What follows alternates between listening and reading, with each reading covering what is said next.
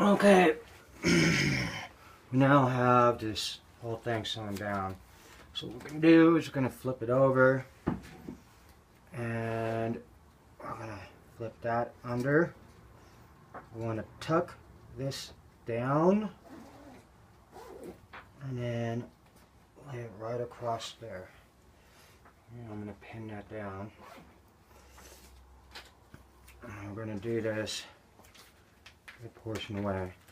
What I want to start on is I want to start on the corner here, because that is usually the more difficult area to pin down for some people. So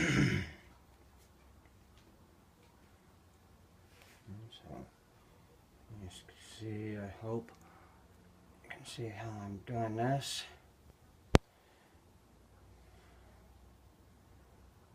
Got that in place how I want it. Pin it down.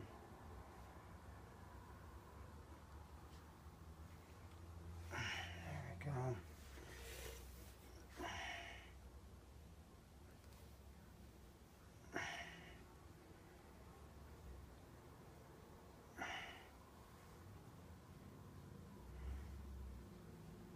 Now, good thing to do is if you have an iron, is to iron the shape you want, but not everyone has an iron.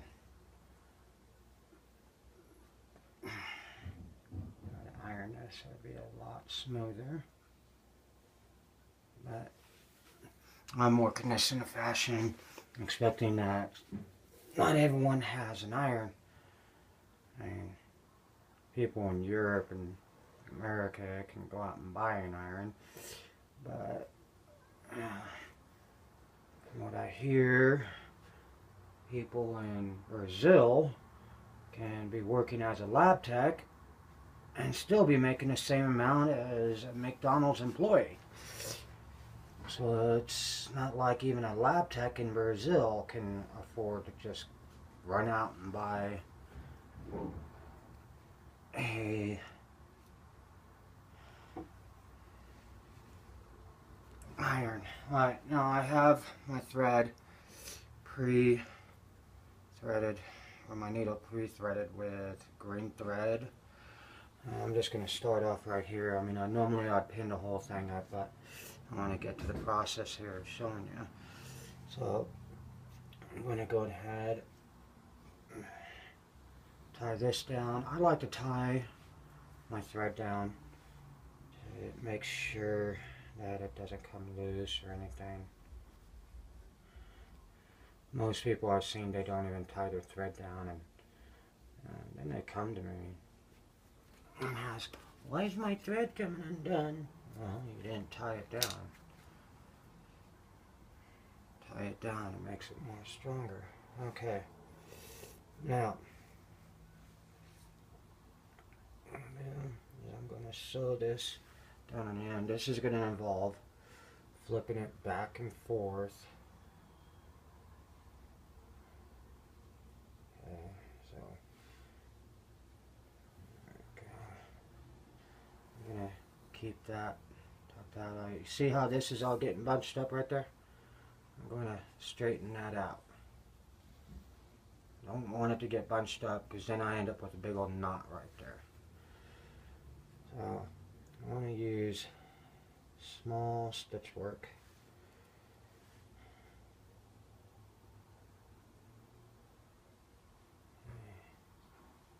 There we go. And I'm just going to go ahead and sew this on around, making sure that it stays tucked under. You want it to stay tucked under, because if you don't have it tucked under, it's going to fray down the line. You're going to end up with all these little strings coming loose. So there we go. Now, let's say you're in a third world country and you need to use something like this in order to sneak some food from one point to the next. Usually third world countries don't have DNA, but I don't know, I don't live in a third world country. So when you're sewing this, you want to make sure that you don't get any hair in your stitch work. You don't want to have any of your hair on it or anything like that. You don't want to accidentally prick your finger and have a drop of your blood on it. If you have a problem where you drool, some medical reason why you drool, you don't want to drool on it either. You don't want any bodily fluids, any bodily hair attached to this of yours anywhere, because that leaves behind DNA. Now, they cannot pick up fingerprints off of fabric. So, alright, you see right there, I got one of Lisa's hairs hanging off me, so I'm going to move that out of the way, because that is DNA. But I have one student who came from Bosnia, and he was a kid during the Bosnian War, and since him and his sister were much more athletic than their parents and able to move around easier, they were assigned to go and fetch water and food and so on and so forth. Now, they had something like this. I'm sure that they wore something camouflage to help them blend into their environment, because they told me stories about how when they would walk to school, it wasn't really walking, it was more like running and taking cover, because snipers would be shooting at them from the hilltops. So I'm sure they wore some kind of camouflage that helped them blend into the environment so that they wouldn't be spotted as easily by the snipers. So environments like that, you know, something like this would come in handy. And this uniform had to be designed to have 5 pockets on the jacket and 6 pockets on the pants.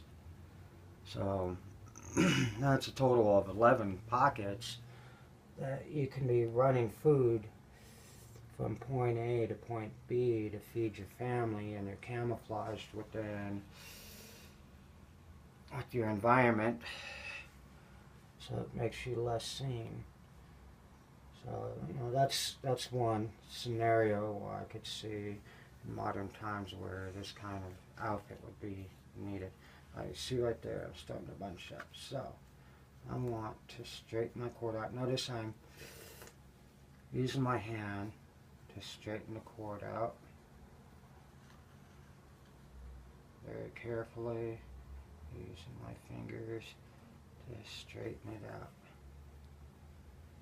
so that doesn't bunch up. Oh, okay, we're starting to bunch up right there.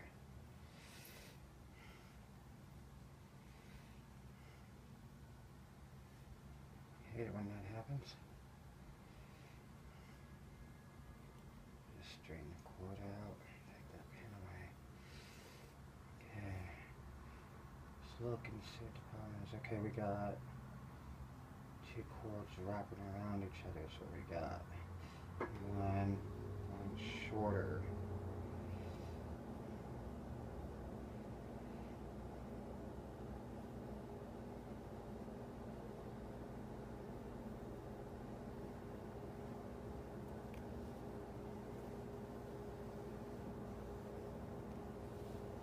Yeah, there we go.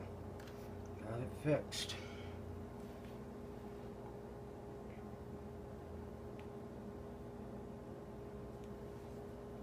That's looking on that side. You got your stitch green right there, but that's okay.